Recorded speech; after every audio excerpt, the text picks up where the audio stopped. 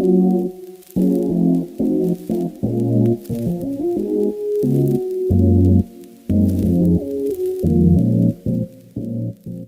buenos días, noches, o ahora que estén viendo este video. Nosotros vamos a hacer un podcast acerca de un tema que hemos estado revisando en clase, el cual trata de uno de los filósofos e historiadores más importantes de la historia de la humanidad, el cual nos ha ayudado mucho con sus contribuciones y libros y artículos para entender un poco más acerca de nuestra sociedad y de cómo pensamos y de cómo estamos aquí en una clase explicando acerca de estos temas un poco complejos, pero bueno, vamos a hacer el intento para que ustedes, compañeros, puedan entender un poco más sobre la vida intelectual de Max Weber. Como sabemos, Max Weber fue un político radical, no fue un político radical, él no quería la violencia, criticaba el capitalismo y bueno, no defendía como tal la revolución, pero bueno, igual hizo una crítica muy importante hacia los medios económicos y los estudió. Entonces vamos a hablar acerca en este podcast de las autoridades más importantes para Weber, que son tres, que es la burocrática, la ideal, que la va a explicar mi compañero Diego, la autoridad tradicional, la voy a explicar yo, y la autoridad carismática, que la explicará mi compañero Andrés. Y después nos vamos a meter al tema de la racionalización, por equipo de Israel, Juan de Dios y Fer, que nos van a explicar acerca de este tema. Bueno, Diego, ¿qué nos puedes decir acerca de la autoridad ideal? ¿Cuáles son sus características? ¿Qué opinas al respecto? Cuéntanos un poco, por favor. Bueno, Chema, para Max Weber, el tipo de autoridad legal más puro pues es la burocracia, y él la retrata de una forma muy positiva, y pues citando al autor diría lo siguiente: desde un punto de vista puramente técnico, la burocracia es capaz de alcanzar el más alto grado de eficacia y es, como en ese sentido formalmente, el más racional de los medios de ejercer autoridad sobre los seres humanos. Es superior a cualquier otra forma de precisión en estabilidad, en rigor de su disciplina y su fiabilidad, y esto hace posible pues un grado de cálculo de los resultados particularmente altos para los jefes de organización, pues un grado de cálculo de los resultados particularmente alto para los jefes de organización y para aquellos que actúan con relación a ella. Es finalmente superior en eficacia intensiva y en alcance de sus operaciones, y es capaz formalmente de ser aplicada a toda clase de tareas administrativas. Él describió la burocratización como una válvula de escape irrompible y una de las instituciones más difíciles de destruir una vez establecida. Le dio la razón y concluyó que el futuro le pertenecía a la burocratización. Y hacía una distinción entre burocracias y burócratas, los primeros como estructuras, los otros como la posición dentro de esas estructuras. La burocracia tipo ideal es un tipo de organización y sus unidades básicas están constituidas por oficinas en forma jerárquica, por medio de reglas, funciones, documentos escritos y medios compulsivos. Tiene 7 características y pues las voy a nombrar en forma de lista. Sí. Una, que sería la organización continua de funciones oficiales, cargos limitadas por reglas. Cada cargo tiene una esfera de dependencia limitada. Los cargos están organizados en un sistema jerárquico. Los cargos están cualificados, por lo tanto se requiere a participantes que obtengan un entrenamiento adecuado para ejercerlas. El personal que ocupa estos cargos no es dueño de los medios de producción a los que está vinculado. A esto se le suministra lo necesario para hacer su trabajo.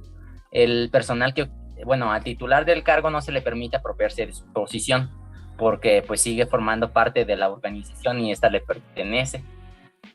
Los actos administrativos, las decisiones y reglas son formulados y grabados escritos. Igual hacía una mención muy importante sobre que la burocracia tiene un papel muy importante pues en la actualidad, ¿no? Y que aunque se busque otra alternativa de estructura burocrática, pues el autor nos dice que no es posible, ya que solo hay elección entre burocracia y dilatantismo en el campo de la administración, y que se acoplan a las necesidades administrativas de las masas. Y también hay una parte muy interesante que dice que, él critica también el socialismo, ¿no? Y dice que hace mención sobre esta, que si si es posible que exista una sociedad socialista sin burocracia ni burócratas, y nos dice que todo aquel que trate de escapar del control de la burocratización solo se puede conseguir creando por sí mismo una organización que estará igualmente sujeta a una burocratización. Y lo sé, suena como un bucle, ¿no? Y asimismo creía que en el caso del socialismo veríamos un crecimiento y no un deceso de la burocratización, porque en un sistema como es el socialismo, los líderes de incluso nivel más alto son burócratas. Además, Weber creía que el capitalismo ofrecía mejores alternativas para la preservación de las libertades individuales y de los liderazgos creativos en el mundo burocrático. La crítica que hace Weber al socialismo es que este sistema empeoró las cosas extendiendo el grado de burocratización de la sociedad. Y una importante mención, pues, relacionada a mi carrera, ¿no? Que sería, pues, ciencias políticas, y que, pues, debería de considerar en un futuro, pues, a partir de este autor, dice que hace una importante, pues, mención de los políticos, y dice que estos deben contraponer su fuerza a la dominación burocrática. La política como vocación constituye un alegato en pro de los líderes políticos capaces de enfrentarse a burocracias y burócratas. Igualmente, la ciencia como vocación, aquí defienden los científicos profesionales que deben contrarrestar el incremento de la burocratización y la racionalidad de la ciencia. Los profesionales son simplemente otro aspecto más del proceso de racionalización y de su desarrollo para servir para acelerar el proceso. El autor hace una distinción entre la ética de la convicción y de la ética de la responsabilidad. La primera a menudo implica una retirada del mundo racional, mientras que la responsabilidad implica una lucha por una humanidad mejor dentro de este mundo. Esta última nos ofrece al menos una última esperanza ante la embestida de racionalización y burocratización, que sería, pues, la ética de la responsabilidad, que, pues, dice que la tenemos que tener presente en todo momento. Y bueno, eso sería, pues, la parte del tipo ideal de que Max Weber nos dice y que, pues, debemos de considerar, y que es el tipo ideal más puro que, pues, él considera, ¿no? Sí, claro, es importante entender que la burocracia es una institución muy, muy poderosa, y aquí en México nos podemos dar cuenta, hemos crecido en un ambiente muy burócrata, con muchas instituciones, y bueno, es muy fácil entender esta autoridad. La siguiente es la autoridad tradicional. Esta autoridad se basa en el conservadurismo, en lo que era antes, como dice la lectura, en el ayer eterno. Se basa en sistemas patriarcales, conservadores. Weber nos hace que podamos entender esta autoridad en las familias, en los antiguos, ya que había un poder total, y bueno, el líder no era un superior, sino era un maestro. Lamentablemente en este tipo de autoridad no tenía una ordenación racional de relaciones, es decir, carecía de una jerarquía clara, no había escalones muy claros, era un y bueno, le faltaba la organización de la burocracia. Entonces, las prácticas de la autoridad tradicional para Weber constituían una barrera para el crecimiento de las estructuras económicas capitalistas. Es por eso que carecía de una jerarquía y era una barrera en el desarrollo para la racionalidad. También era importante decir que esta autoridad era hereditaria, es decir, de generación en generación, del papá al hijo, así sucesivamente. Está basada en la creencia en lo que siempre se ha hecho de una determinada manera. No hay que moverle, hay que quedarnos así, ser conservadores y seguir a nuestro estilo. Este tipo de autoridad ya casi no se ve, ya que estamos en un mundo muy, muy capitalizado, y bueno, la podemos ver en ciertas tribus, en ciertas comunidades, pero bueno, no es muy racional, y se quedó prácticamente en la época medieval y en antiguos reinos que practicaban esta autoridad.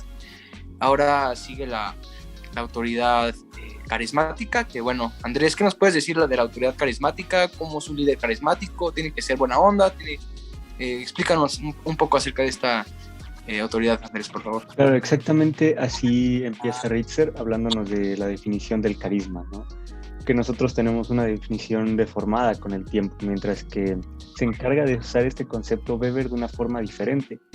Esa es una parte central de su obra. Nos dice que alguien carismático es una persona dotada de cualidades extraordinarias, o desde otro punto de vista, una persona ordinaria que pase por un proceso donde se distinga de los demás, y por lo tanto se ha tratado como tal. Existe una amenaza para Weber hacia el sistema por parte de las personas carismáticas, ya que esta es una fuerza de revolución que causa una reorientación interna y pueden conducir a una alteración radical de las actitudes centrales de una persona y en consecuencia hacen que éstas actúen distinto ante los problemas del mundo. Suele suceder con frecuencia cuando una estructura de autoridad carismática emerge. Las acciones y pensamientos de las personas cambian drásticamente. Es una fuerza interna que cambia la mente de los actores. También intentó denotar las diferencias que existen entre el sistema burocrático y la estructura social de la autoridad carismática, y cae en cuenta de que este último carece de todos los elementos técnicos que caracteriza al sistema burocrático. Estos fueron elegidos por su carisma, entonces no tienen la misma organización, jerarquización, promoción, nombramientos ni instituciones claramente establecidas. Por esto, Weber consideraba que la autoridad carismática era inferior a una organización burocrática. Sus intereses sobre conocer la organización detrás de la estructura del líder carismático lo lleva a pensar, que es una parte central, qué pasaría si este líder carismático muriera. Considerando que este sistema es muy frágil, solo pareciera que es capaz de vivir mientras el líder lo haga. Por esto, su reto es crear una situación donde el sistema persista, donde el carisma persista al mismo tiempo. Aunque para Weber esto es una tarea casi imposible por la inestabilidad del carisma, ya que este solo existe en su forma pura mientras el líder viva. Para manejar la desaparición del líder, se suele empezar una serie de estrategias como encontrar un reemplazo, aunque este no va a tener el mismo aura que el anterior. Pueden desarrollar reglas para identificar futuros líderes, aunque con el tiempo se hará una tradición, cayendo en una estructura de autoridad tradicional. Una técnica más es que el líder defina a su sucesor, transfiere su carisma simbólicamente, aunque a pesar de que los intentos que estos se realicen están condenados a fracasar, porque el carisma no puede ser rutinizado. Debe ser transformado en una autoridad tradicional o legal racional. Si el carisma triunfa, tiende a transformarse en estas, debido a la rutinización, y una vez llegada a una de estas estructuras, el ciclo vuelve a empezar. Weber siempre consideraba que los sistemas racionales de autoridad, que son los que veremos a continuación, eran tan fuertes como los carismáticos, y que el modelo moderno y la racionalización pueden significar la muerte del carisma como fuerza revolucionaria significativa. Sí, claro, todo es un proceso y todos estos temas los vamos desarrollando con estos conceptos que hemos estado viendo para llegar a una idea central que Weber tiene muy, muy específica. Ahora, del lado de la racionalización que Andrés nos dio la introducción para este tema, Fer, ¿qué nos puedes decir de la racionalización? Cuéntanos cómo entendiste el tema, cuál es tu perspectiva y bueno, cuéntanos.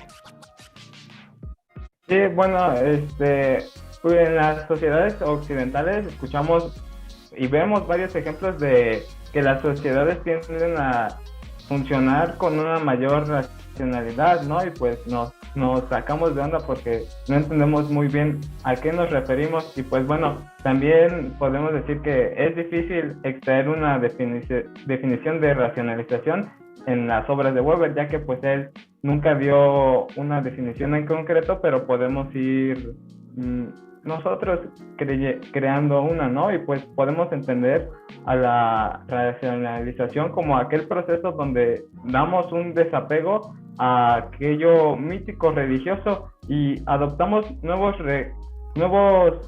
criterios en base en la burocracia, el poder y con el orden, con el fin de pues buscar los mayores medios de manera que sea posible pues explicar con mayor eficacia los y pues existen varios tipos de esta racionalización de la que nos habla Weber y pues esta es la que pues mis compañeros hablarán al respecto. Sí, claro, creo que es muy importante esta perspectiva racionalista con la llegada de la revolución industrial y todos estos avances tecnológicos para entender un poquito más a la sociedad. Y bueno, chicos, de las características principales de la racionalización, como los factores económicos, políticos, sociales, ¿qué nos pueden explicar acerca de esos puntos? Primero que nada, pues hay que decir que también existen dos tipos de racionalización, la práctica y la teórica. En la práctica se aceptan las realidades dadas, se limitan a calcular las formas más oportunas de tratar las dificultades que se presentan, se oponen a cualquier cosa que amenace a trascender la rutina, conduce a las personas a desconfiar de valores poco prácticos, religiosos, así como la racionalidad teórica de los dos intelectuales. En la teórica,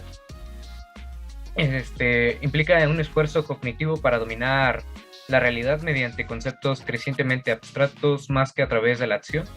Incluye procesos abstractos como conductores, lógicas, deducciones y atribuciones de causalidad. Y también la racionalidad teórica conduce al actor a trascender realidades cotidianas para entender al mundo como un cosmos significativo. El efecto de la racionalidad intelectual en la acción es limitado. En la medida en que se implica procesos cognitivos, no necesita influir en la acción y tiene el poder de introducir nuevas pautas de acción solo indirectamente. Ya dados estas dos partes, podemos empezar a hablar de los tipos de racionalización, comenzando por la economía. Pan de Dios, si me haces favor de tomar la palabra. Sí, claro, bueno, ya siendo más específicos, dividían esta racionalidad en varios aspectos, como por ejemplo la racionalidad del derecho, de la economía, del arte y por ahí algunas otras. En la economía se decía que, una economía capitalista racional giraba en torno al valor de la moneda, y de hecho lo seguimos viendo y lo seguimos entendiendo en el ahora, ¿no? Ahora, si el dólar sube, cambia todo el mercado y todo se va para arriba o todo se va para abajo. Entonces, seguimos todavía con este modelo racionalista económico. Veo difícil que cambie, es complicado.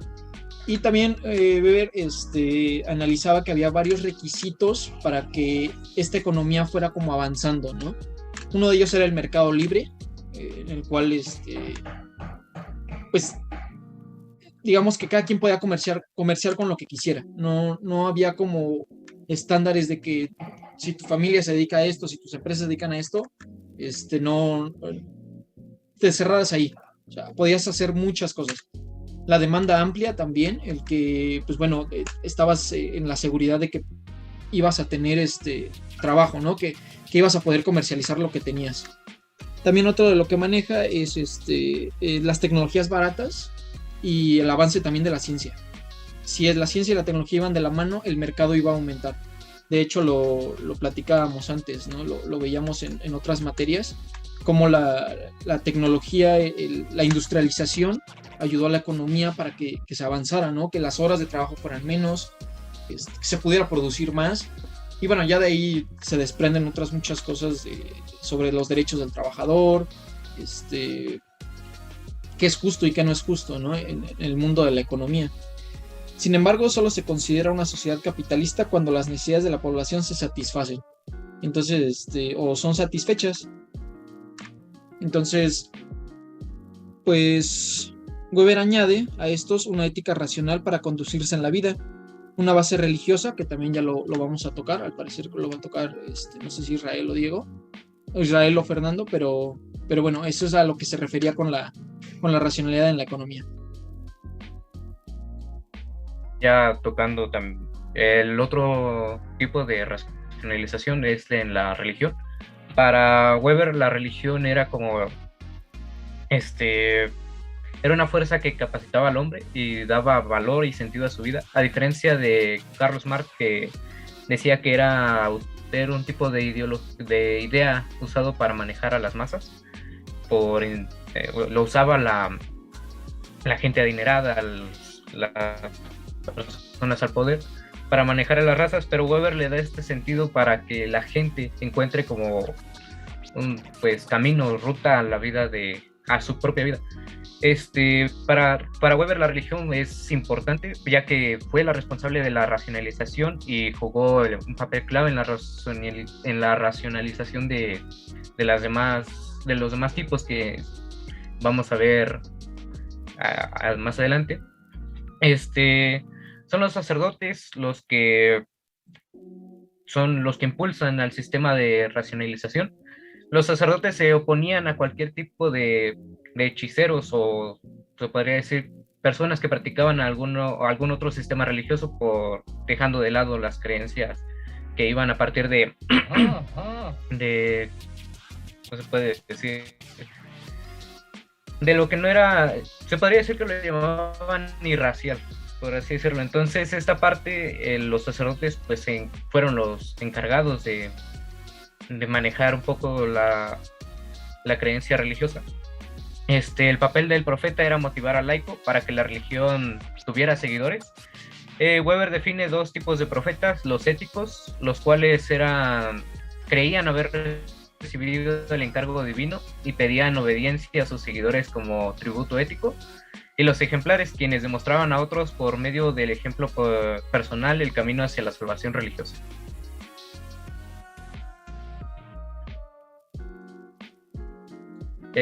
Bueno, ya el otro tipo de racionalización es la política. No sé si Fernando o Juan de Dios.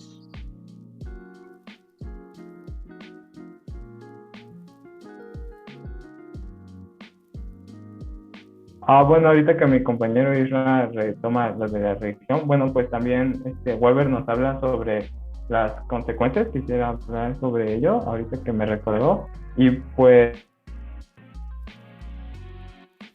sí habla de que la racionalización incrementa esta economía, todo esto, pero pues nos habla de una pérdida del sentido, que hay un desencantamiento del mundo, y pues ¿a qué se refiere con esto, no? Y nos habla de un proceso creciente de racionalización de las manifestaciones culturales. O sea, este es un proceso de desarrollo y especialización en la música, en el arte, la técnica, el deporte, con secularización y separación de lo sagrado. Y pues los encargados de estos son el Estado, la burocracia y pues el sistema capitalista industrial. ¿Qué quiere decir? O sea, la ciencia no construye valores, esperanzas y pues una fe en la salvación, sino que el Estado y la burocracia se encargan de matar al espíritu humano, ¿no? Weber nos habla de que se siente que nos encerramos en una pesada jaula de hierro donde ya no es necesario una ética inicial que nos diga pues lo que debemos hacer, ¿no? O sea, ahora lo más importante es producir la demanda de las mercancías. El hombre ya se siente vacío, ha abandonado el mundo de la religión y ahora opera con fines racionales de acuerdo a meros fines parciales, concretos, intramundanos. O sea, y pues Weber nos dice que es un proceso inevitable, pero pues al mismo tiempo que indeseable, ¿no? Sí, claro, Fer lo explica muy bien. Ya estamos en un mundo el cual empieza a ser globalizado. La industria creció, la mercancía creció y bueno, lo importante ahorita es el dinero, que se mueva. Y como habíamos visto ya a Marx y a otros filósofos muy importantes que nos fueron explicando paso a paso para que Weber fuera de los últimos en especificar lo que era el capitalismo y todas sus consecuencias, todo lo que nos llevó la racionalización, lo que nos explicaron sus compañeros y bueno, que nos hace estar hoy en día en una sociedad avanzada. Y bueno, para concluir este podcast, alguien que quiera participar, alguna conclusión, Diego, ¿qué conclusiones te quedas de este autor? ¿Te acercas a su ideología? ¿Difieres? ¿O qué opinan? Pues en lo personal, pues sí me gusta, es una forma racional porque pues es una forma en la que toda la administración está bien compuesta, pero difiero en que no nos da como tal las consecuencias que pues serían como la sobreexplotación de la mano de obra, de la materia prima, entre otras, y pues en eso difiero, ¿no? Pero pues en lo que sí estoy de acuerdo es que pues sí es un buen sistema, ¿no? Y que pues nos mantiene aquí y que pues en forma pues sí nos hace más creativos porque debemos de sobresalir en este nuevo sistema capitalista, ¿no? Buscar nuevas alternativas y pues cada día pues ser más racionales, ¿no? Encaminarnos a un capitalismo más moderno. Claro, si no fuera por la burocracia y por todos estos modelos económicos y políticos, no estaríamos aquí en una universidad pública y bueno, usando todo este tipo de tecnologías que nos permiten estar conectados. No sé si alguno de ustedes tenga algún comentario, quiera decir algo. Andrés, no sé si piensas que la autoridad carismática sea frágil o crees que sea buena opción. ¿Qué nos puedes concluir de este tema? Yo creo que el autor lo retoma muy bien, lo especifica muy bien al decir que esta autoridad carece de mucha organización. Entonces es más cercana a fallar a alguna de las otras dos, que ya tienen una organización y jerarquización necesarias e impuestas bien. Entonces me parece correcto utilizar como un ciclo, saber que esta autoridad no existe siempre, sino que sale de vez en cuando estas autoridades tradicionales ya fueron sobrepasadas o ya llevan mucho tiempo dentro del sistema. Y en relación con el autor, yo creo que lo más importante dentro de lo que veo es la forma en que diferencia esas diferentes autoridades, valga la redundancia, y al mismo tiempo enseña que la religión no es una forma de controlar las masas, como dijo Israel tomando a Marx, sino que en realidad puede llegar a ayudar para que estas masas tengan pensamientos propios y puedan racionalizar conforme su entorno. Sí, claro, creo que tú dijiste una frase muy importante, que lo carismático se puede transformar en lo tradicional, ¿no? Y bueno, creo que ahorita estamos en algún paso bastante similar y bueno, nuestro presidente llegó utilizando acerca de la racionalización. ¿Qué opinas para concluir este podcast? Somos seres... ¿Qué hubiera sido del ser humano sin el uso de la racionalización? ¿Hubiéramos avanzado como sociedad? ¿Crees que fue la mejor opción o hubiéramos dejado los pensamientos teológicos y metafísicos? Yo pienso que fue un movimiento importante que cambió muchas cosas en Occidente. Para empezar, creo que si nos hubiéramos quedado como que en ese... Si no hubiera ocurrido, muchos de los avances como la globalización, las tecnologías en la ciencia y demás cosas no hubieran ocurrido. Creo que es un movimiento que hasta el día de hoy, como bien dijo mi compañero Juan, en la economía, cómo la moneda puede llegar a transformar el mundo hoy en día. Incluso ya cómo la tecnología influye ya también en la economía en la moneda virtual y todo ese tipo de cosas. Entonces creo que fue un muy buen movimiento que nos permitió llegar a un avance y ser quienes somos hoy en día como sociedad. Sí, claro. Bueno, creo que este podcast nos sirvió para entender un poco más acerca de este gran autor. En general, mis compañeros se los explicaron de una buena manera. Gracias, Fer, gracias, Juan. En general, sus aportaciones fueron claras y concisas y bueno, esperemos que así nuestro salón, la maestra y en general todos los que vean este pequeño podcast hayan podido entender un poco acerca de este tema, el cual nos costó, pero bueno, hicimos todo lo posible para que fuera una retroalimentación objetiva y bueno, de corazón espero que la hayan entendido y espero les haya gustado. No sé si gustaran despedirse ustedes. Muchas gracias por escuchar el podcast y bueno, aquí andamos. Gracias, compañeros. Igual gracias, compañeros, maestro. Bye.